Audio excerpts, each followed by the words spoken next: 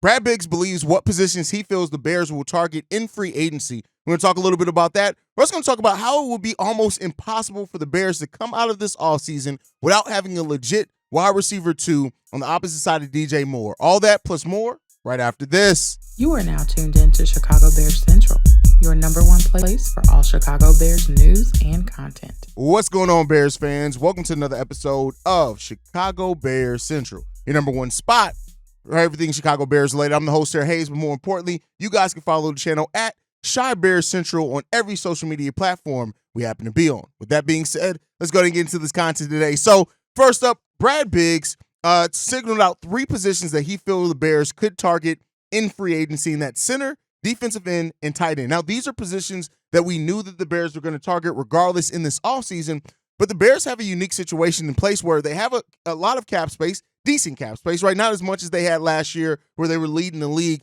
but they have decent cap space, and they also have some solid picks in which they can get a lot of quality players at. So here that the Bears are looking at center, defensive end, and tight ends to kind of focus in free agency, it really does make a lot of sense. For one, center position. There aren't a lot of centers that are slated to go towards the top half of this draft, so you can potentially go ahead and sign a veteran center to go ahead and be a bridge gap while you draft another center in the later rounds to then hope that that center is going to develop. Now, there are some really good centers. We talked about the center prospects that were in the Senior Bowl, and a lot of those are going to go day 2 or day 3. So you could combine that with a veteran center option to go ahead and flesh out that offensive line. So you're not going to have that question at the center position and have a veteran there while, like I said, you're developing that younger player to kind of take over that role eventually. Now, the defensive end position is not one that I'm necessarily it depends on what the Bears do with other situations, and this could signify if the Bears do target an edge in free agency, since free agency happens before the draft, that it could signify that the Bears are going to go like a quarterback, wide receiver, offensive tackle, or any other things in the first couple of rounds there, because there are some solid edges in this draft, especially that are going to go in the first round, potentially top 10. But the Bears, even though they're having 2 top 10 picks, they may go to other positions. So if the Bears do target a defensive end in free agency, doesn't mean necessarily that they won't go after any type of they won't go after a young edge somewhere in that draft. But, I was kind of the mind and hoping that the Bears would go edge in that first round, regardless of what they do with some other positions, just because we haven't used a premium draft pick yet on an edge. And there's some really good ones in Jared Verse. You guys know I've been extremely high on Jared Verse. You got got Latu also in there. You got Dallas Turner, who's a really good edge as well in this draft. But if the Bears aren't planning on going edge with one of those first round picks, it would make sense to go after some veterans in that in the free agent class that we have now. There aren't a whole hell of a lot of great edges in the free agent. There are some, so that would mean that the Bears are probably going to have to attack that pretty early on to do that. Now, Brad Biggs also was the third position he mentioned was tight end. Now, this is a position that the Bears have Cole Kmet there, right? We know we need some depth. Robert Tonyan didn't really work out. Mercedes Lewis was solid in what he was asked to do as a veteran, one of the most tenured players in the NFL last season. But there were still questions around if those guys are going to come back. And then now with having Shane Waldron come in, he's going to be using those tight ends a lot in the receiving game. So, the Bears going after maybe a veteran tight end, maybe even some of the former tight ends that were played under Shane Waldron. I had a video out on that about a week ago. No, anyway.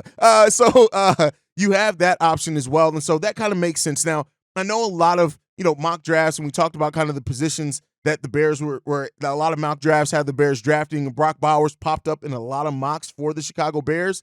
But it would make some sense as well to go veteran there. And it doesn't mean that you're going to go like a old veteran who's only going to play a couple more years. There's some really good 25, 26-year-old tight end veterans in this upcoming free agency that you can go that could sign 2-3 years deals with the Chicago Bears. And then at that point, you don't have to worry about it for a while. So that's something also to look out for. I think this is insightful. Like, again, it's Brad Biggs. He's an insider with the Chicago Bears. He's not always 100% on the things that he does, predicting things, but this is speculative. This is kind of his thoughts on it, and it kind of makes some sense when you follow what else the Bears do have at their disposal. Now, with that said, I talked about it at the top of the show, that I feel like there's really no real way the Bears won't come out of this offseason period with a true number 2. Now, That doesn't mean that they won't re-sign Darnell Mooney, depending on what they do with the wide receiver position in the draft. But when you look at the free agent class of wide receivers, pair that with the also top 10 picks that could go at wide receivers in this upcoming draft, the Bears have to get one of these guys, if not a combination of most of them. When you look at the free agent list, T. Higgins, Michael Pittman, Mike Evans, Marquise Brown, and Calvin Ridley are some of the best wide receiver prospects out there, free agents out there on the market this upcoming year. And those are guys that, with Shane Waldron coming in, with how he likes to, spread the ball around, get his wide receivers involved, it absolutely could point to the Bears maybe going after one of these guys, right? Spending some of that free agent capital to bring in a wide receiver that's a vet, that you know exactly what they're going to be bringing day in and day out, and that you don't have those doubts on them to come in, even if you do draft another wide receiver high up. I don't think if you sign like a T. Higgins, I don't know if that means you're going to go after like a Marvin Harrison Jr. So you still could absolutely kind of flesh out that wide receiver core. But, that's a guy that last year, 656 yards receiving and 5 touchdowns. So, this is a guy that you can absolutely bring in. He only played 12 games last season as well, but you know what he's going to bring and the production level that you can expect from a T. Higgins. A Michael Pittman, same thing, right? A guy that you know what you're going to get from him. He can definitely come in, and he can be that wide receiver too. Maybe if you do draft another wide receiver, you look at them, moving into the slot or something like that. It depends, right? But this is a guy who's 26 years old, 109 receptions for over 1,100 yards last year and 4 touchdowns. So it's some quality wide receivers here in the free agent class. It's just are the Bears going to be willing to spend that money, or if they're going to spend that money on other positions and then draft a wideout? If you pair that with the report from Brad Biggs, it may signify that that the Bears go a different route, that the Bears are going to, draft a wide receiver. Then maybe at that point, maybe they are looking to re-sign a Darnell Mooney to kind of keep the cost a little bit down and spend money on other premium positions that we absolutely do need. So, let me know what you guys think of that. Mike Evans is 30. He'll be over 30 going into next season. He's one that if you do decide to still draft a wide receiver, I would really love to have on that list for the Chicago Bears. 79 receptions last season for almost 1,300 yards and 13 touchdowns. Now, he's going to come with a price tag, right? These guys aren't going to be guys that are extremely cheap or that you're just going to walk in and just get for nothing. So it would mean that the Bears would be happy and willing to put up that money. And again, that would kind of determine or kind of point towards what they're going to do with some of their other money out there as well. So let me know what you guys think on those prospects. Now, as far as the draft, we already know Marvin Harrison Jr., to me, the best talent overall in this draft period. Like if there's anybody who's truly generational in this draft, it's Marvin Harrison Jr. to me. But you have Rome from Washington. You got Malik Neighbors from LSU. You got Brian Thomas as well from LSU. These are guys that aren't at the same level of Marvin Harrison Jr., but they have great production, and they are absolutely project to be at least at the minimum number 2 wideouts for the Chicago Bears, any team that gets drafted, like I said, at the minimum. So you're pairing those guys potentially with a DJ Moore, and that could really help shore up your wide receiver core. But I don't think that there's a way. And I say that, and then they'll find a way because we are the Chicago Bears, and anything is possible. But I really look at this situation with both the talent in the free agents market, the talent in the draft. How can you not come out of this with a wide receiver too? I just don't think you can. I don't think it's an option for the Bears. So, while they tried some things with Chase, Darnell Mooney hoping that he was going to step up, and it didn't really happen. And our wide receiver core has kind of been one of those positions that it's been lackluster, right? Other than DJ Moore, things like that. This is a year where I think that's going to be addressed either in free agency or in the draft, and it's going to help put us in a much better situation for the short and long term in getting that. And that's regardless of who the quarterback is. You want to be able to shore up those weapons and get them guys that are going to be able to perform and bring in a lot for them. So the wide receiver position is one that I expect to be addressed majorly, one way or another, or maybe a mixture of both. But let me know what you guys think. When you look at the wide receiver market in both free agency and the draft, what combination of wide receivers are you like? I can ask any just one wide. What wide receiver would you like to draft? What wide receiver would you like to sign in free agency? But I think a better question is, if the Bears are going to do a combination of signing a free agent or re-signing Darnell Mooney and drafting a wideout, what combination do you think would be best for the Chicago Bears overall in the long run? What's most realistic? Let me know what you guys think on that down below. Now, in talking about free agency, one of the biggest chips that has to remain to fall is Jaylon Johnson. And while I initially pointed out something that I would like to pay, we had a conversation for Jaylon Johnson. I said about 18 and a half with incentives. Well, when you look at it right now, the projected franchise tag for Jaylon Johnson would be about $18.8 million. So if that was going to have to happen, you would think that the Bears would have to pay more than that potentially to come to the contract. We'll see what happens with that. When you look at the open market, we would probably get about $20 million per year. When you look at the other salaries, right? Jair Alexander is $21 million a year. Denzel Ward is $20.1 million a year. And then Jalen Ramsey is also $20 million a year. Now, when you look at that, Ramsey signed his deal in 2020. And for when it comes down to it, but all those guys, when they signed their deal, both Ward and Alexander were 26 years old when they signed their deal. Jaylon Johnson is coming in. He'll be 25 when he signs that deal. So while, we heard and talked about the potential of Jaylon Johnson signing for a little bit less, I think when you add in how he graded as the best cornerback in the game last year, basically per PFF, that isn't everything. Let's be clear, that's not everything. But when you look at that, it may signify that Jaylon Johnson is going to be getting between $19 and $22 million a year. Now, me, for one, it depends on how that's written, how much of it's guaranteed, how much is written in as a signing bonus. Are there any incentives that it would take to get him there? Would kind of determine how much I really love that deal overall if it were to go down. But it does seem like that's the type of deal that you can expect Jaylon Johnson to possibly get, and even more if he were to hit the open market. I think it's going to be key here for when the Bears go to the table with Jaylon Johnson. If they are committed to re-signing him, they don't leave that table without a deal getting done, because if they allow Jaylon Johnson to go to the free market, it's going to get even more expensive. Now, they do have the ability to franchise tag him, right?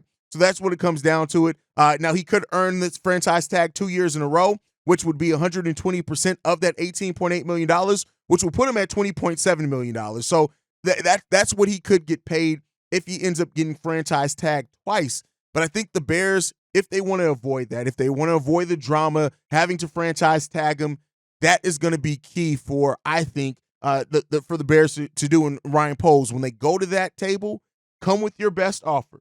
Understand that if you let Jaylon Johnson walk away from that table and go to the open market, it can get a lot more expensive for you potentially. So, that's what Ryan Poles and this Bears staff have to outweigh. And I could easily say my thought process and stuff on it. It only goes so far, but the Bears have to decide on if this is somebody that they even want to risk losing in free agency, because it is a risk. And if you do lose them in free agency, I can tell you what, right now, it's going to be you have young corners here that absolutely could step in and you could be okay. You can also draft another corner. We talked about a cornerback that the Bears could go after that could become their number one cornerback potentially, or number two, and you have an even younger cornerback core. So there's players out there that you can get to replace Jaylon Johnson, even though I would like to see that avoided, right? I want to see Jaylon Johnson stay here. We already know what he can be. You look at him, Terrell Smith, Kyler Gordon, Tyreek Stevenson. That's 4 players in your cornerback core, all around 24, 25 years old, 23 years old, and they can all grow and develop together. And I like how their mix of skill sets really help kind of flesh out that cornerback core overall. So you want to try to avoid going to that free agent market if you can. Not going to say that the Bears necessarily can, but I would go to the table with my best offer. There's still going to be some negotiating, right? But know the highest number that you would be willing to offer, and then try to get that deal done before you walk away from that table. And I know they're not going to literally be sitting at a table, but you want to get that deal done before you walk away with that table, because if you walk away, there's a chance that if you do, even if he does come back to you on it, that it's going to get a lot more expensive for you. So we'll see where that ends up going. Now, before we go today, I know I dropped an emergency video on it last night, so go check that video out if you want kind of more fleshed out on that. But we got 3 former Bears going into the Hall of Fame. Julius Peppers, who played with the Bears from 2010 to 2013, 3-time Pro Bowler with the Chicago Bears, is getting inducted into the 2024 Hall of Fame class. You also have Steve Mongo McMichael, one of the guys that helped set the tone and culture of what a Bears defense is. 2-time Pro Bowler, 2-time All-First Team. When he retired, he had the most sacks ever for a defensive tackle. That has been broken since then. And he's the 6th player now from the 85 Bears team, joining Walter Payton, Mike Singletary, Dan Hampton, Richard Dent, and Jim Covert as being enshrined into the Hall of Fame from that team. Mongo was just such he's why Bears defense has the reputation that it does. Just an absolute monster and beast was Mongo, and he deserves to be enshrined. I'm glad he's going in while he's still here to get those flowers. And then, of course, Devin Hester, Chicago Bear from 2006 to 2013, three-time Pro Bowler, three-time All-First Team, or first-team All-Pro, two-time All-Decade, two All-Decade teams in the 2000s team and the 2010s team. And listen, broke records, set records. This guy is absolutely deserves to be in the Hall of Fame. He changed the way that special teams is viewed. You can't tell the story of football without mentioning Devin Hester and what he did to coaches and how he terrorized them on kickoffs. You scored the ball, you then had to kick it to Devin Hester, which then he could have went back and scored it on you. He is a dog, and he absolutely deserves to be in the Hall of Fame. And congrats to all three of these former Bears, man. These men who just put it all out on the line, man, and played great for the Bears. And it's really good to see those guys get into the Hall of Fame. But that's it. That's my time for today, guys. Make sure you guys are following the show at Shy Bears Central. You can send us any feedback, questions, comments, concerns, ChicagoBearsCentral@gmail.com. And then lastly, if you want to leave a text message and or voicemail for the mailbag, the number to do so, 773-270-2799. We are the number one spot for everything Chicago Bears related, thanks to you guys. And like I like to end every episode on, Chi-Town up, but bear down. Love you guys. Peace, y'all. This has been a presentation of the Break Media.